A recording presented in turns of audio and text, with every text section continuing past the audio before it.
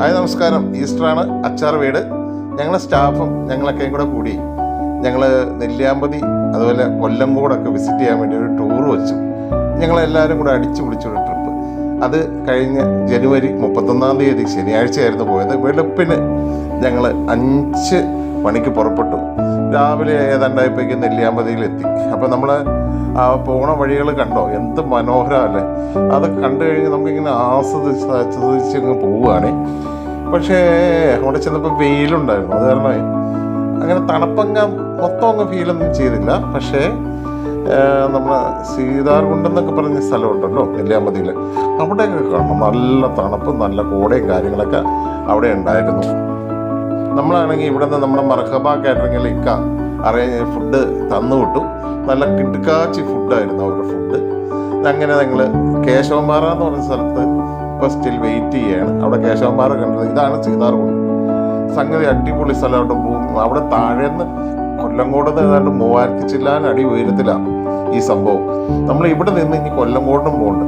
ഇങ്ങനെ ഇതിൽ നിന്ന് നമ്മളൊരു 10-50 കിലോമീറ്റർ സഞ്ചരിച്ച് കൊല്ലംകോട് എത്തിയത്. ഇത് കൊല്ലംകോടാണ്. താമരപ്പാടം എന്ന് പറഞ്ഞ സ്ഥലമാണ്. ഇതിൻ്റെ ഒരു സംഭവം എന്ന് വെച്ച് കഴിഞ്ഞാൽ, പണ്ട് നമ്മളുടെ ഇവിടെ നാട്ടിലൊക്കെ ഉണ്ടായിരുന്ന കൃഷി കാര്യങ്ങളൊക്കെ, നെൽകൃഷിയൊക്കെ ഇല്ലേ, അതൊക്കെ അവിടെയുണ്ട് ഇപ്പോഴും. എന്നിട്ട് അവിടെ ആ പുള്ളി ഒരു അരവിയേട്ടൻ എന്ന് പറഞ്ഞ കക്ഷി ഇങ്ങനെ പാടമൊക്കെ വിതച്ചിട്ട് നല്ല അടിപൊളിയായിട്ട് ബന്ദിപ്പൂവൊക്കെ വരമ്പത്ത് പിടിപ്പിച്ച് ഇതുപോലെ ആർച്ചും ലൈറ്റൊക്കെ ഇട്ട് എല്ലാം ഇങ്ങനെ കാണിച്ച് വെള്ളമൊക്കെ ഒഴുകണമൊക്കെ കാണിച്ച് ഇങ്ങനെ എല്ലാം ചെയ്തിട്ട് ഒരാൾക്ക് കയറി കാണുന്നതിന് 30 രൂപ. അവിടെ പാർക്ക് ചെയ്യണ വണ്ടിക്ക്, ഇപ്പം നമ്മളെ വണ്ടി ട്രാവലർ ആയതുകൊണ്ട് 80 രൂപ, കാറാണെങ്കിൽ 50 രൂപ. നല്ല ബിസിനസ് അല്ലേ, ഒന്ന് ആലോചിച്ച് നോക്കി. ഇവിടെ നാട്ടിൽ നമുക്ക് ഇതുപോലെ പാടമൊക്കെ കൃഷി ചെയ്തിട്ട് ചെയ്യാന്ന് വെച്ചാൽ നടപടിയാവില്ല. കാരണം ഒന്നാമത് ആർക്കും പാടമൊന്നും കൃഷി ചെയ്യാൻ താല്പര്യമില്ല. രണ്ടാമത് നമ്മുടെ ഈ ഒരു ക്ലൈമറ്റ്, അതായത് ഈ ഇവിടെയൊക്കെ ഒരു തണുപ്പും കാര്യങ്ങളൊക്കെ കിട്ടുന്ന ഒരു ക്ലൈമറ്റ് കിട്ടില്ല. അപ്പോൾ ഈ ഒരു വൈബ് എന്തായാലും നമ്മുടെ നാട്ടിൽ കിട്ടാൻ സാധ്യതയില്ല. അത് കൊല്ലംകോടിൻ്റെ സ്വന്തം തന്നെയാണ്. അപ്പോൾ അരവിയേട്ടൻ്റെ ഈ താമരപ്പാടം ഞങ്ങൾ വിസിറ്റ് ചെയ്ത് കഴിഞ്ഞ് ഞങ്ങൾ തിരിച്ചു പോകാനുള്ള ഇതിലാണ്. ഞങ്ങളൊക്കെ എല്ലാവരും നന്നായിട്ട് എൻജോയ് ചെയ്തു. ഇതിലൊക്കെ ഈ പാടശേഖരത്തിൽ ചെന്ന് കഴിയുമ്പോൾ നമുക്ക് നല്ല വൈബാട്ടോ. നമുക്ക് നല്ല മനസ്സിന് ഭയങ്കര കുളിർമ കിട്ടുന്ന ഒരു സംഭവമാട്ടോ ഇവിടെ വന്നു കഴിയുമ്പോൾ. അങ്ങനെ ഞങ്ങൾ അവിടെ നിന്ന് ഏതാണ്ട് ഒരു 6:30-7 ആകുമ്പോഴേക്ക് തിരികെ പോരാനുള്ള ഒരു സെറ്റപ്പിലാണ്. ഇനി നമുക്ക് മലമ്പുഴയ്ക്ക് പോകാമെന്ന് വിചാരിച്ചു. പക്ഷെ മലമ്പുഴയ്ക്ക് പോകാനായിട്ട് വണ്ടി കയറിയപ്പോഴാണ് അവിടെ ഉള്ളവർ പറഞ്ഞത് മലമ്പുഴയിൽ നമുക്കിപ്പോൾ പ്രവേശനമില്ല, കാരണം മെയിൻ്റനൻസിന് വേണ്ടി അടച്ചിട്ടേക്കാണ്. അതുകൊണ്ട് മലമ്പുഴയ്ക്ക് പോയിട്ട് ഇപ്പോൾ കാര്യമില്ല. അപ്പോഴാണ് സീതാർകുണ്ട് മറ്റേ വാട്ടർഫാൾസ്, അവിടെ വെള്ളമില്ല.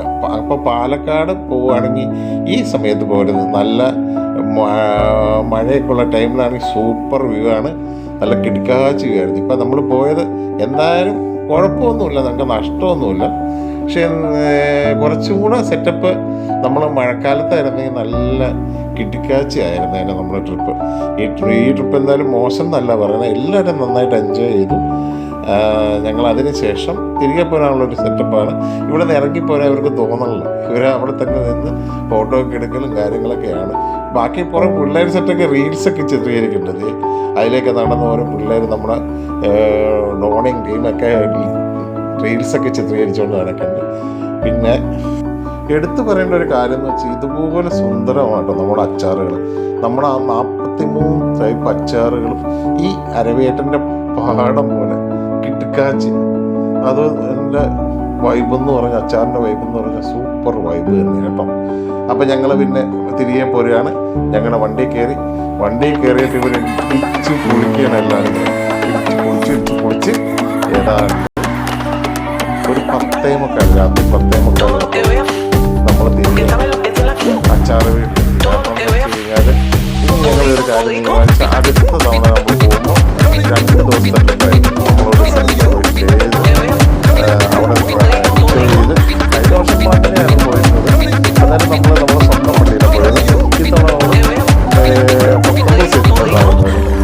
അടുത്ത തവണയാകുമ്പോഴേക്കും നമുക്ക് 49 സെറ്റ് ബസ് എടുക്കാൻ ആ രീതിയിൽ പോകാൻ പറ്റുന്ന രീതിയിൽ ദൈവം അനുഗ്രഹിക്കുകയാണെങ്കിൽ അങ്ങനെ നടപടി ആകുമായിരിക്കും അല്ലേ.